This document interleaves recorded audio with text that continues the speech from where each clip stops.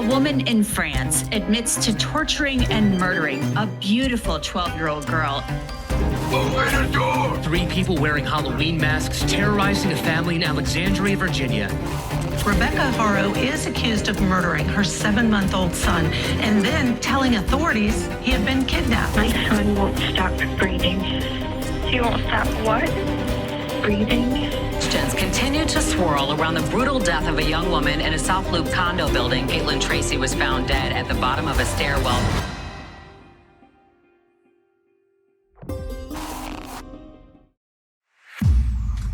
Hey True Crime Besties, welcome back to an all-new episode of Serialously.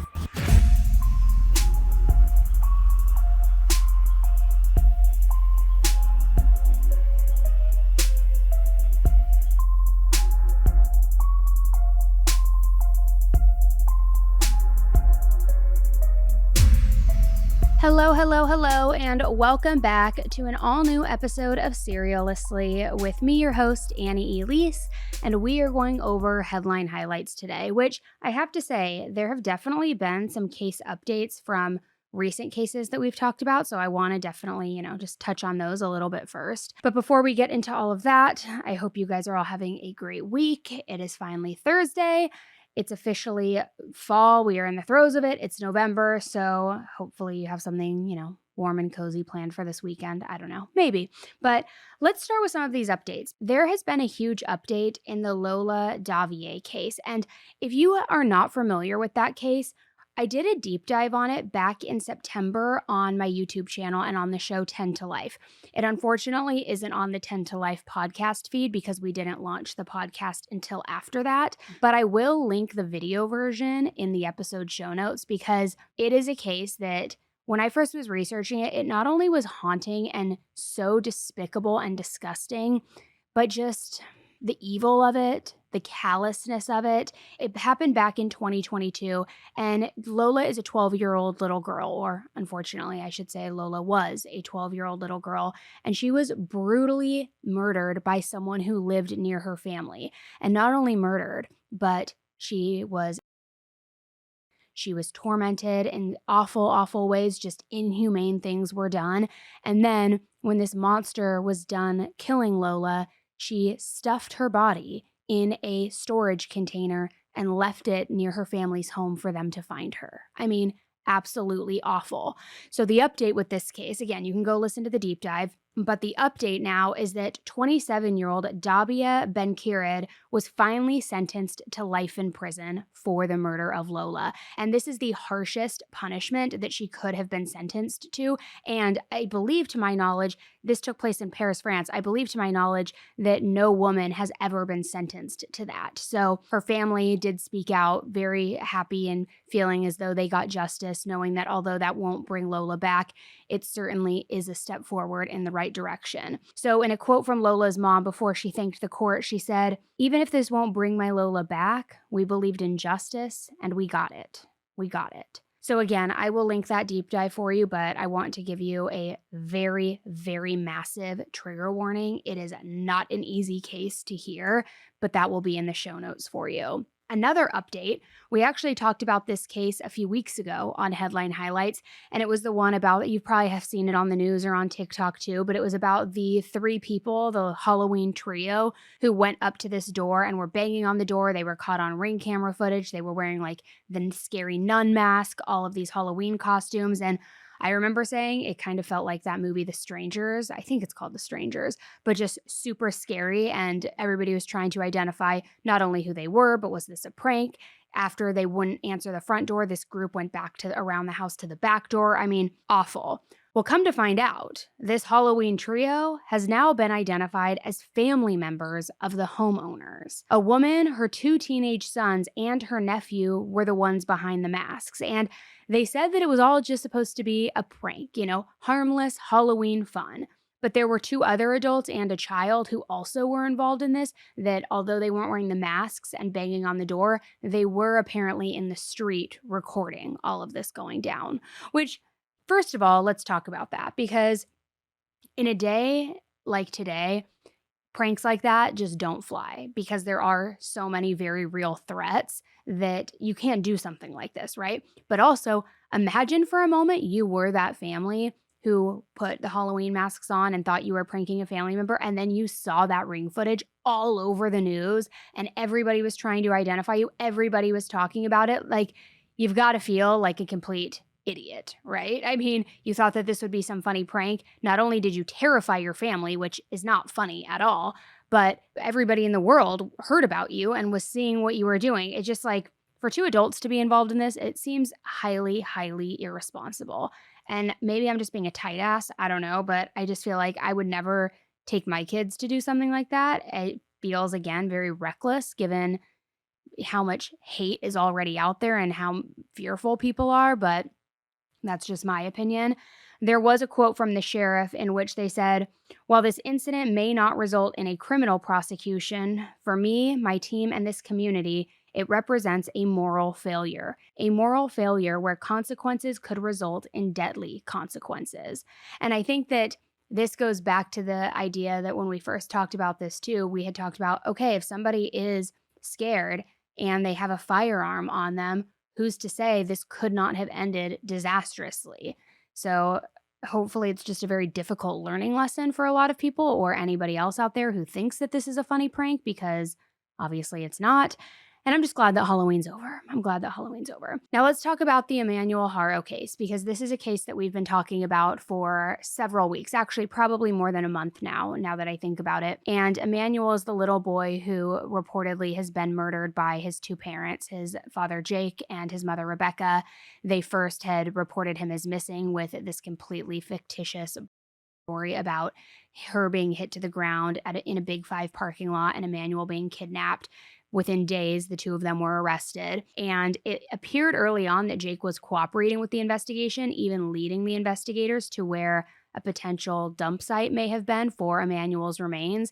However, when law enforcement got there, they were unable to find Emmanuel, so the thought was maybe Jake didn't remember exactly where they placed him. Perhaps animals got to his little remains because he was under a year old. He was very, very small. And so anyway, they had both been arrested, and Jake, the father, has now pled guilty to murder charges, while the mother, Rebecca, maintains her innocence. And I don't understand how you can maintain your innocence when you're the one who also created the lie about the kidnapping and about you being hit to the ground, unless she's trying to argue that she only aided in the cover-up after Jake murdered him, which could very well be possible. Jake also has an extensive history of his own and had abused his 10-week-old daughter years ago to horrific conditions. So we're going to see what comes with that. Rebecca was scheduled originally for a pretrial settlement and hearing on October 28th, but it got rescheduled to January 2026. Now, getting into Jake. This week, Jake was sentenced, and as you know, Jake is the father of missing Emmanuel, who, by the way, still has not been located. So he was sentenced to 25 years to life in prison. This was after he pleaded guilty to Emmanuel's murder. He was also sentenced to over 6 years in prison for other offenses, all to run consecutively. He, of course, is ineligible for probation because he was already on probation for severely hurting another child, his daughter, from years ago, which don't even get me started on that. I went into a whole deep dive of it when this case first broke, but there is no reason he should have even been free to be able to hurt Emmanuel, in my opinion. But even this sentence, 25 years to life, I get it. That is a serious sentence. But in my opinion, it is way, way, way too light, especially since he has already been convicted of hurting his daughter years ago. Like, this guy should get, honestly, the worst possible punishment available. I just feel like 25 years to life is not enough for being a repeat offender and hurting the most vulnerable, your own children. Now, Emmanuel's grandmother, the maternal grandmother, Mary, during all of this, she addressed the court during Jake's sentencing, and she said, which I thought was really interesting, she said, "He destroyed my family. Everybody in my family, all my children are destroyed by this." She also said, "He changed my daughter. We don't know who she is. He kept my daughter away. I don't know what he did or how he changed my daughter's life, but she was never the same person after she went to live with him. And I find this very, very interesting because very early on when this case first broke, a lot of photos came out of Rebecca. And I'm going to show them for you in the video version of this episode on YouTube. But this isn't to give her a pass at all. She is just as guilty, in my opinion, whether she was complicit in the murder itself or the cover-up. I don't care. She's complicit. She harmed her baby and ultimately did not get him justice. But I will say this. In photos of Rebecca, pre-Jake, before she met Jake, she looked like an entirely different person, at least to me. And now, even before she was arrested, she looks broken down, she looks run down, and like she doesn't look like the same person. And that's something that I had mentioned very early on. So now hearing her mom saying how he changed my daughter, she was never the same after she went to live with him. I think it's also pretty clear through these photos that she did change. And again, that's not to give her a pass or excuse her behavior and her actions or her lack of actions. Certainly not. But it does give an illustration of just how much control seems to have been in that relationship and what, a power player, I guess, if you will, Jake was. It's just very unsettling, but I wish he got a bigger sentence. I think that this is inexcusable. I think that it is way too lax for what he did. We still don't even know where Emmanuel's remains are. We don't know what happened to him, what they did, like why this happened. It's just, I don't know. It infuriates me. And so I'm going to be watching this and continuing to watch it as we get more information. And it's just incredibly sad. So lots of updates obviously happening this week, but there are some new cases that I want to share with you. And not just me, but Amy is also in studio joining me today. So she has a case she wants to share with you too. So I'm going to pass it to her for this first one, and then I'm going to come back with you and share some more. I can't believe that Halloween prank ended up being family members. I know. Like, I'd be honestly, so pissed. I'd be furious. That's not funny. And like, what, now you're all going to just like have Thanksgiving together and like not. No. act like everything's okay? Like, absolutely. Split the wishbone? I wish you were not a part of this family. Like, get out of my face. Get out of my face. All right, let's get into this next one. It's one that makes you stop and think, like many of these other ones, like, how did things get this far? It's the case of Katie Austin Lee, who's a 39-year-old mother who committed an unthinkable act against her son Austin in February earlier this year. So in the early morning hours of February 21st, police were called to an apartment in Holland Township, Michigan. The woman who made the 911 call, Katie, told dispatchers, quote, "My son won't stop breathing." To which the dispatcher responded, "He won't stop what?" So Katie repeated, "Breathing." She went on to say that her 17-year-old son Austin didn't want to turn 18 and that he had asked her to help him die. And she was very calm when saying this. She didn't seem upset like you would expect from any parent in this situation. Listen to this. Adam 911. Hi, I need an officer here immediately. Okay, to where? Bay Point Apartments, 791 East 16th Apartment.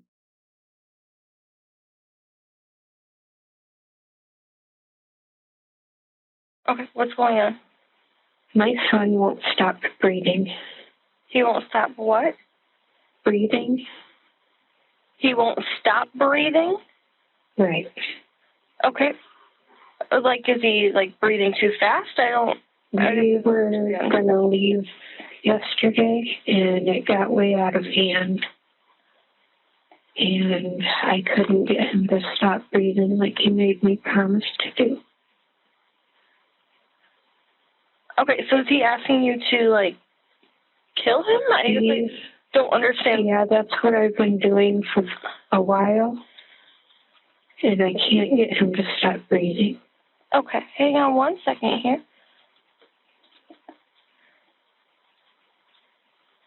How old is your son? He is going to be 18 tomorrow, but he didn't want to turn 18. So within minutes, officers arrived at the apartment. When they walked in, the first thing they saw was Katie standing there, holding this knife. And of course, they asked her to drop it. She refused, but eventually she did drop the knife and then quickly picked it back up. But when she reached down for it, the officers had to use a taser to subdue her. And as they moved further into the apartment, that's where they saw Austin lying on the ground unresponsive with his throat cut. Paramedics attempted life-saving measures, but Austin was pronounced dead at the scene shortly after. Police noted that Katie showed little to no emotion while the paramedics were working to save Austin. She repeatedly kept telling them, quote, he didn't want to be here anymore, and kept saying that she, quote, helped him die. Detectives later noted that the scene itself wasn't chaotic. There were no signs of a struggle like you would expect. No overturned furniture, no forced entry, just Katie still armed when officers arrived. It all seemed very calm and didn't make sense with what had just happened, but that quiet, deliberate atmosphere actually did line up with what Katie later told investigators that day. After securing the apartment, Katie was arrested and taken to the Ottawa County Jail for questioning. Katie actually told police that she had wanted to take her own life and that she and Austin had both tried to overdose on prescription medications around 1 p.m. the day before. And about 5 long hours later, Austin passed out. And that's when Katie cut his throat. She decided to cut his throat and his left arm in an attempt to actually end his life. But when he was still breathing several hours later, that's when she made that chilling 911 call. So Katie was arrested, and she was charged with what they call open murder, along with resisting and obstructing a police officer. And for those of you that aren't clear with what open murder is, I wasn't.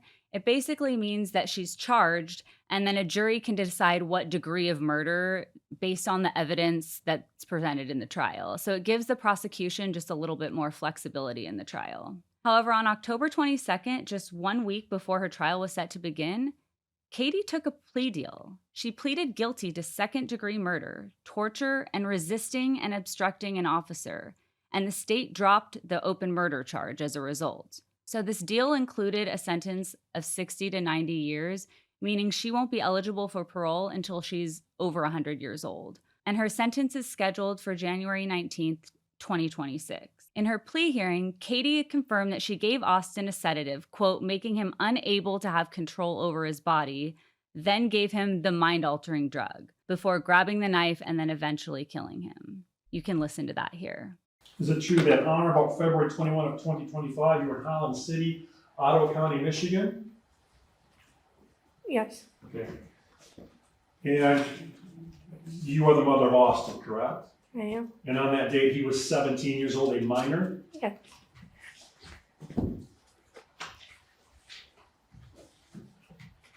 And did you administer a drug or a sedative to him? I did. As a result of administering that drug or sedative to him, was he unable to have control over his body?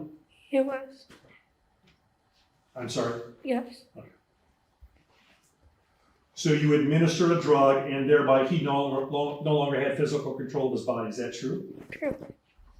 And then you then exercised physical control over his body, is that fair to say? Yeah. And while you had him under your control, did you intentionally inflict severe mental pain or anguish on him? Yes. And did you administer a mind-altering substance to him? Yes. And that was done deliberately? Yes. And by the administering of that mind-altering drug, did that disrupt his sense of personality, his senses or personality? Yes. You then, is it true that while he was under your control and unconscious that you then had a knife, is that true? Yes. And did you cut his arm on at least 2 occasions? Yes. And then did you also use that knife to slice his throat? Yes. As a result of you slicing his throat, did that result in his death?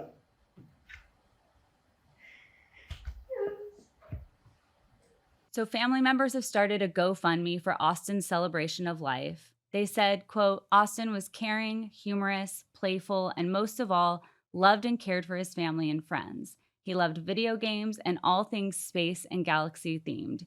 And someday we plan to launch his ashes into space on an actual rocket ship for his final destination.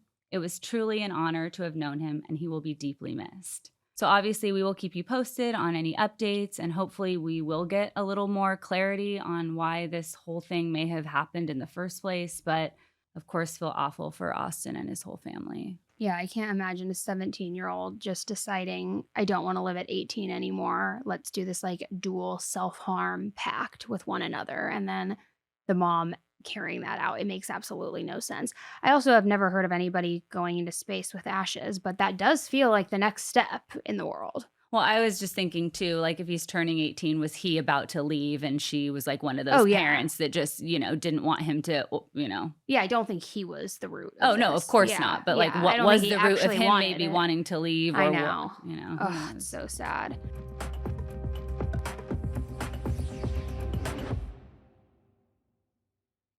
Now, before we get into this next case, let's talk about something that we should all be investigating. And that is what's going inside our own bodies. Your liver, it's basically the crime scene investigator of your system. It's constantly working behind the scenes, collecting evidence, filtering through all the junk, and keeping everything running smoothly. But even the best investigators, they need a little backup. And that's where Dose for Your Liver comes in. It's a clinically backed liver health supplement that supports your body's daily function. Things like digestion, energy, and metabolism. And it's not a pill or a powder. It's a quick 2-ounce liquid shot that tastes like fresh squeezed orange juice.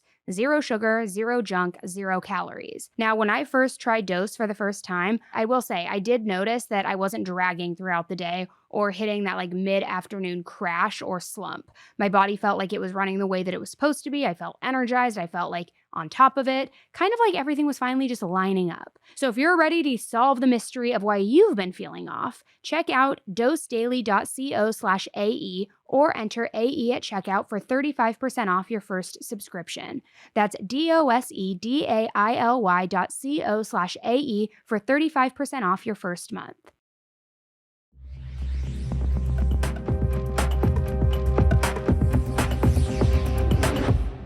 Okay, so I want to talk to you guys about the Caitlin Tracy case really quickly. Now, we first covered this story back in May. It was a bonus episode at the time. It was for subscribers only. There wasn't a ton of information on it, but everybody was kind of like, everybody now is glued to it. Even back then, I certainly was glued to it because none of it made sense. It was this beautiful young woman who was found literally pulverized at the bottom of her staircase of their complex and had been having some disputes with her husband, but there was no arrest and like nothing made sense. And so now everybody's talking about this case. I'm seeing it all over my feed, but I want to break it down for you and walk you through the case, and then I'm going to share with you the important updates. Caitlin was the kind of woman who people really admired. She was ambitious, she was determined, she kind of built this life that seemed really well balanced. I mean, a mix of like career success, friendships, all sorts of things. She even had a recent marriage to a really respected lawyer. So from the outside, it kind of looked like this power couple who was in the making, right? But as we know, behind closed doors, things were far from perfect because just 6 months after the wedding, a discovery was made that completely shocked everybody. A severed foot was found inside the building where Caitlin and her husband lived. And moments after finding the foot, the pulverized body that it belonged to was also discovered. So what exactly happened here? It's a question that investigators are still trying to completely answer. So in 2024, 36-year-old Caitlin Tracy, like I said, looked like she had it all. She had a condo in Chicago, a vacation home in a lakeside Michigan town, and this new husband that she was just absolutely obsessed with. On top of that, she had a really bubbly, super personable personality, a sarcastic sense of humor, and she was just stunning. She had long, dark, shiny hair, perfect white teeth, hazel eyes, which hazel eyes with dark hair, I mean, it's such a great look. But she wasn't all looks. I mean, she had brains too. She even graduated college a year early with a business degree in hospitality management. She ultimately landed a job in data analytics where she became chief people officer, which it's a super high up executive position where she was in charge of seeing lots of employees. So everyone who knew Caitlin was really impressed with how put together her life seemed. Even her style was perfect. I mean, she loved everything fashion, design. She was just so well put together. Now, in the spring of 2024, Caitlin married her husband, 46-year-old Adam Beckerink. And this was after the two of them had dated for just a couple of years. Adam had shaggier hair that was starting to turn gray. He had blue eyes. He had a very prominent T-shaped cleft chin. And he was this bigwig tax lawyer. So He was working pretty much all the time. Later that year, in the fall of 2024, Caitlin, for whatever reason, decided to step down from her job, and the full details as to why she decided to leave her position are not super clear.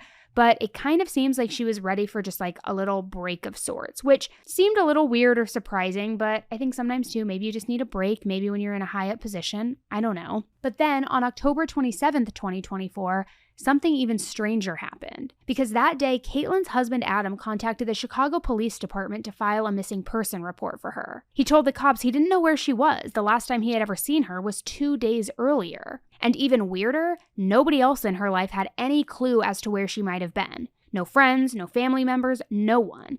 It was really, really unlike Caitlin because she was usually pretty good about keeping up with all the people in her life. Now, Adam also told the police that the reason why he hadn't reported her as missing or even realized she was missing is because he had been out of town the entire week before. He didn't know. But maybe the strangest thing so far in all of this is the fact that Adam had Caitlin's phone. It wasn't clear why he had her phone, though. I mean, it wasn't clear if he found it at his condo after he got back from the trip. He was just being really vague about everything. So now, at this point, not only was Caitlin MIA, but she also didn't have her phone with her either.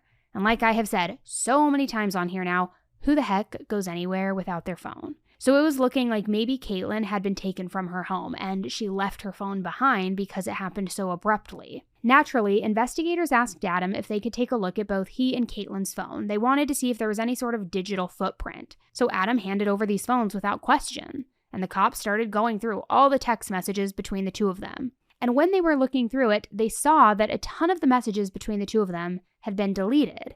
But when he was asked about it, Adam didn't have a reason as to why. Then, later that same day, a male tenant who lived in the same Chicago condo building as Caitlin and Adam called the police after he made a horrifying discovery. The man said that he was heading outside and he took the stairs, and then he came across a severed, bloody foot just lying there on the ground. He also saw multiple bloodstains on the wall near the foot. Now, at first, he wasn't sure if this was maybe some sort of elaborate prank or something like that. I mean, this guy thought that maybe this foot wasn't even real because it's not every day you see a random foot just on your way in the stairwell when you're heading out. But it didn't take long for this man to decide that this foot was definitely real. So the police arrived at the condo shortly after. Now, when the officers got to the building, they confirmed that this foot belonged to a human being. But now they needed to figure out who. And just a few moments later, they realized they would have their answer.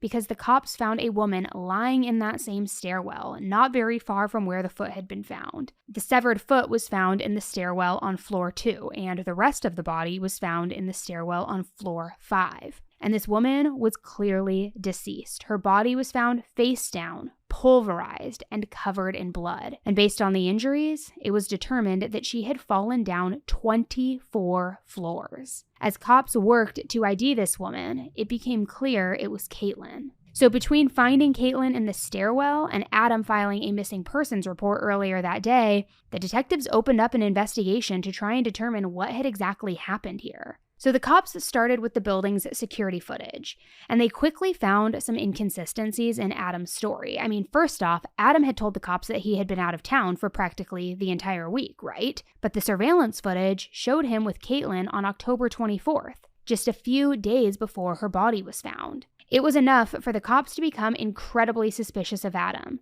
and they actually ended up arresting him that very day. Now, when they did, they hadn't mentioned that Caitlin's body was found. So as Adam was being handcuffed, he asked the cops, is she alive? Is she okay? Is everything okay? And as the cops dug further into Adam and his story, it became clear he was lying about a lot. And not only that, but they learned that Adam and Caitlin's relationship had a lot of problems as well. And what was really going on in their relationship was actually super dark, which let's just rewind a little bit here for 1 second, because back in October of 2023, Caitlin had filed a restraining order against Adam. This was about 6 months before they got married, just to give you a little bit of a timeline. And when she filed the report, Caitlin cited 3 detailed examples of times that Adam had attacked her. The first incident happened on July 11th, 2023, around 3 o'clock in the afternoon. She said that she was at her home in Michigan, and Adam came over and stripped her naked and attacked her. In her petition, she wrote, quote, "He physically abused me by throwing a pickle jar, which then struck me on the head, punching me, pushing me, pulling my hair, dragging me by my clothes, and stripping me out of my clothes. He also poured vodka on my body, which burned my wounds, and he would motion as if he was going to hit me with the alcohol bottle. Caitlin tried to run away, but eventually Adam caught up with her. So they ended up going to the hospital, and she was treated for a, quote, open head wound. Which to that, I have a feeling that Adam convinced her to tell the staff that it was a fall that she had that gave her the wound, obviously not that he did. The second attack happened the following month on August 21st, 2023, and this time it was at Adam's condo in Chicago, and the attack happened at around 8 a.m. The couple got into a fight, and Adam started to verbally abuse Caitlin by calling her a cheater, a piece of shit, a liar, every word imaginable. But the verbal abuse wasn't enough for Adam, because then he took it to a physical level. And according to Caitlin herself, she said, quote, he physically abused me by dragging me by my ankle, strangling me, suffocating me, slamming my head against a cabinet, slapping me, punching me, putting my head in a headlock, and dragging me away from the door to prevent me from leaving. And even that wasn't enough for Adam, because this time he went even further than the first time. He took Caitlin's keys, her wallet, her iPad, her phone, so she'd have no way to try and get help. Thankfully, though, she was able to get away by foot, and she headed to a police station nearby. After she spoke with the cops, they went to Adam's condo, but he wouldn't open the door for them. And for whatever reason, I don't know why, but the cops did not push the matter any further. Now, the third attack that led Caitlin to filing the restraining order happened on September 20th, 2023 at the Ritz-Carlton in Chicago. This is where Caitlin was staying at the time. And at around 5:30 that night, Adam came barreling into her room and immediately started to attack her. This time, he also tried sexually her as well. Caitlin didn't give the detectives further details about that attack or why she was staying at the hotel instead of his condo, which I'm speculating here, but I could assume that maybe Caitlin didn't feel safe staying at Adam's place, hence the hotel room, and maybe why Adam wasn't happy. But either way, Caitlin filed a police report for domestic battery. Then, after this incident, Caitlin ended her relationship with Adam, and she finally shared with her parents what she had been going through. Up until that point, they had no idea what their daughter's relationship was really like. They just assumed she was happy. So Caitlin filed a restraining order in October of 2023, saying, I'm seeking an emergency order of protection because I am fearful for further abuse. Not long after she filed the restraining order, Adam got into Caitlin's head somehow and said that he was going to sue her for defamation and libel. And because of that, it spooked her enough that it was enough to make her drop the petition.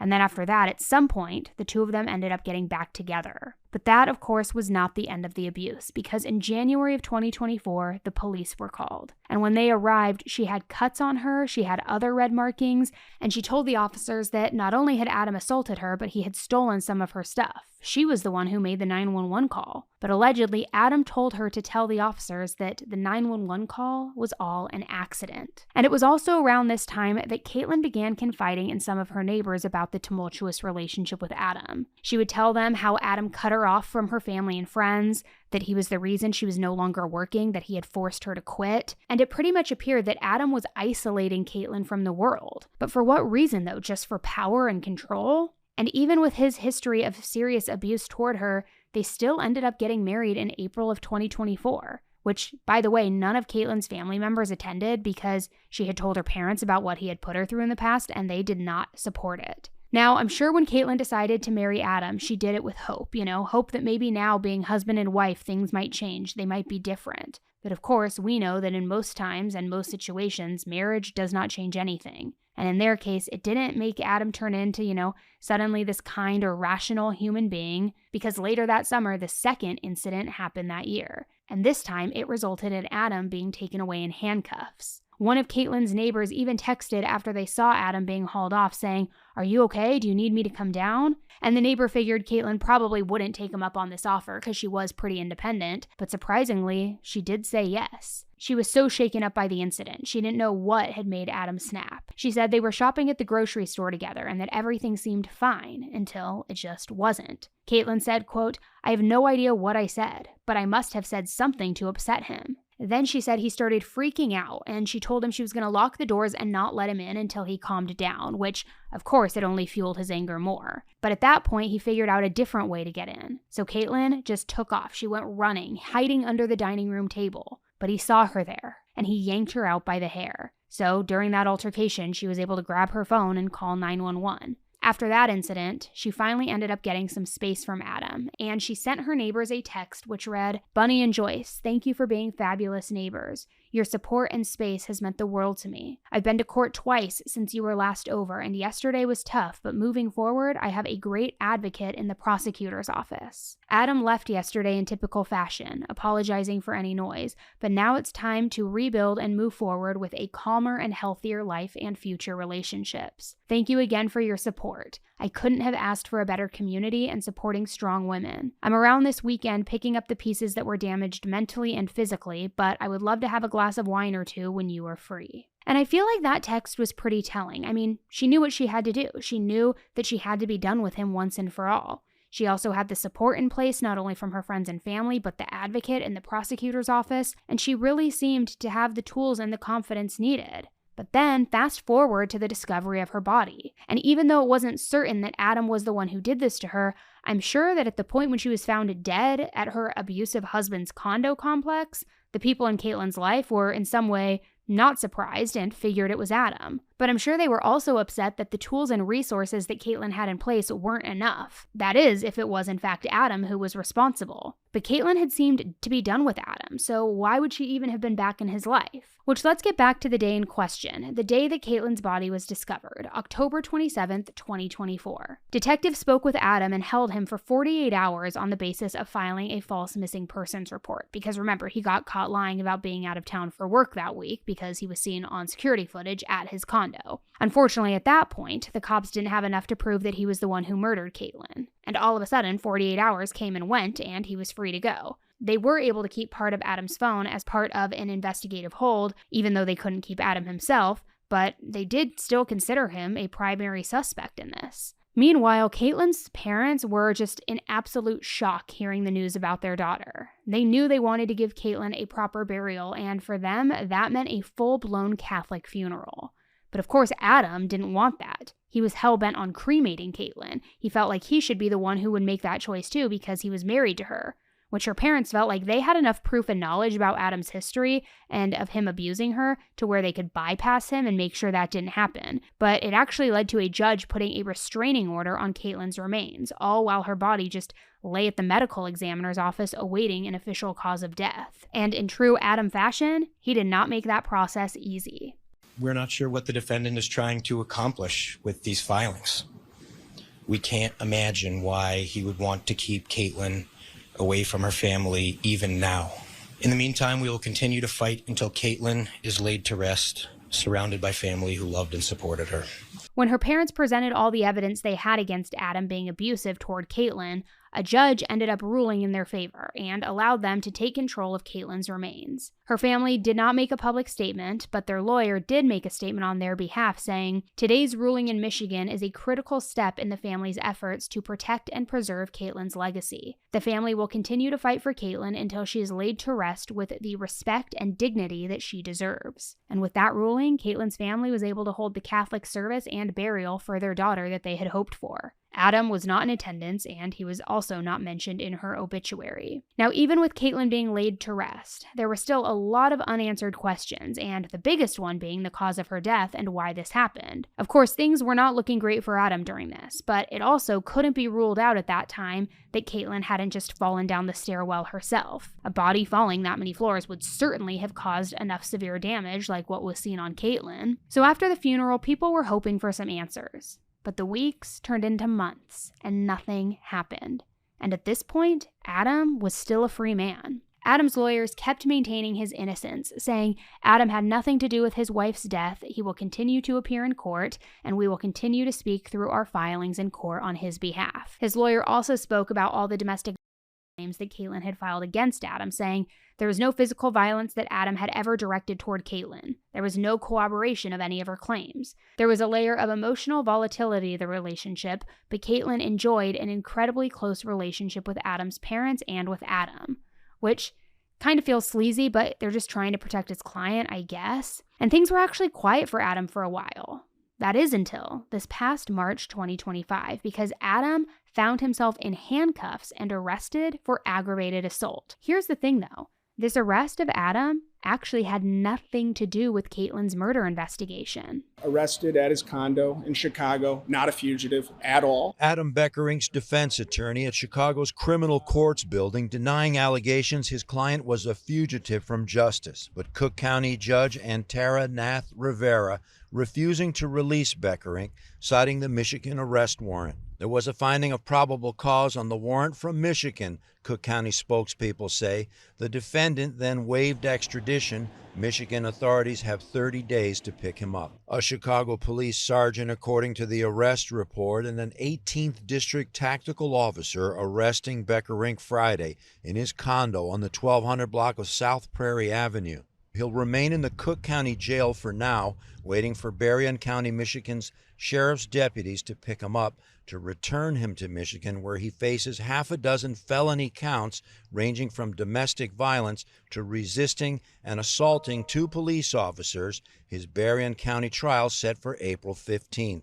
He had nothing to do with his wife's death. Adam had assaulted police officers back in August of 2024. This was related to the second time police were called to Caitlin's Michigan home that year. So he was supposed to attend a pretrial hearing for that incident in October of 2024, but he didn't show up for it. When the actual trial was supposed to begin, he was being held at the Chicago Police Department in relation to her death. So essentially, he was being arrested for an outstanding warrant and was then transferred to Michigan for his trial on aggravated abuse charges, which was set to happen on April 15th, 2025. So obviously, there was always suspicion that Adam was behind Caitlin's murder, but there were never any charges that had been filed against him. Until now, because on October 20th, Adam was sentenced to 93 days in jail, followed by 2 years of probation. Now, this isn't directly for the murder, but it is for the domestic dispute charge and contempt of court after he had pleaded no contest to the charges. And then 5 days after that, a new charge against Adam, first-degree murder. Now, the criminal complaint said that Adam killed Caitlin on October 25th, 2024, and that he did this by, quote, throwing her over the railing of the 24th floor of the east stairwell. And this was at the condo building where Adam lives. So this was obviously a huge move in Caitlin's case. And her family made a statement a few days later saying, "We dearly miss Caitlin, as do her friends. Our family hopes that during the murder case against Adam, that the truth about the last months of Caitlin's life and the events leading up to her tragic death are revealed. That so our wonderful daughter can finally be laid to rest." So like I said, we've been following this for several months now, and it looks like now there is finally some forward motion, which we love to see that. We love when justice happens. So I will continue following this one very closely to see what happens, to see exactly what the motive was, what really happened. I think we probably all have an idea of that and, you know, can speculate a little bit, but thank goodness they finally got this guy, because what scum. I mean, honestly, awful human being. So that is what we've got for this week with headline highlights. I will be back on the mic with you first thing Monday morning with an all new episode of Serialously. And as a reminder, we also now do 10 to Life, which is our second true crime show, as a podcast. So if you're a podcast listener and not a YouTube watcher, that's totally fine. You get the exact same content just on the 2 different podcasts. So new episodes every Monday, Tuesday, Thursday, and bonus episodes every other Friday. So just make sure that you're following both of those podcasts, Serialously and 10 to Life. They're on all the podcast platforms. And as a reminder too, for my YouTube watchers who don't love the censorship that YouTube does, all these episodes are always uncensored on the podcast, unfiltered, uncensored, because they don't require me to mute certain words that are legal terms, which thank God, because it's annoying. So anyway, thank you guys so much for tuning in. And until the next one, be nice, don't kill people, just get a divorce and be a good human. All right, bye. Bye.